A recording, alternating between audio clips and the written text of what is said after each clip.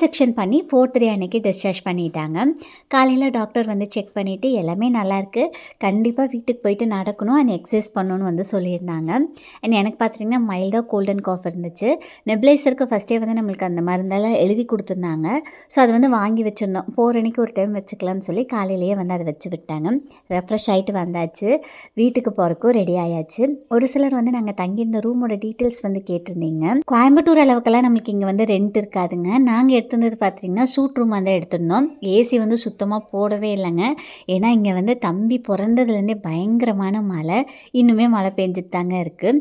So இந்த ரூமோட rent பார்த்திங்கன்னா 1000 போல் வந்துச்சு. அண்ட் நம்ம வந்து வீட்டுக்குமே வந்து கிளம்பியாச்சுங்க. ஒரு சில டிஎம்ஸ் வந்து இருந்ததுங்க, சாரீ பற்றியோ இல்லை லான்ச் வேர் பற்றியோ தனியாக வீடியோஸ் போடுங்க, விலாகில் இருக்கிறதுனால எங்களுக்கு மிஸ் ஆகுது அப்படின்னு சொல்லிட்டு. கண்டிப்பாக ஃப்யூச்சரில் ரெண்டும் தனித்தனியாக போடுறேங்க. இப்போதைக்கு தம்பியை வச்சுட்டு மேனேஜ் பண்ணுறது கொஞ்சம் வந்து சேலஞ்சிங்காக இருக்குது.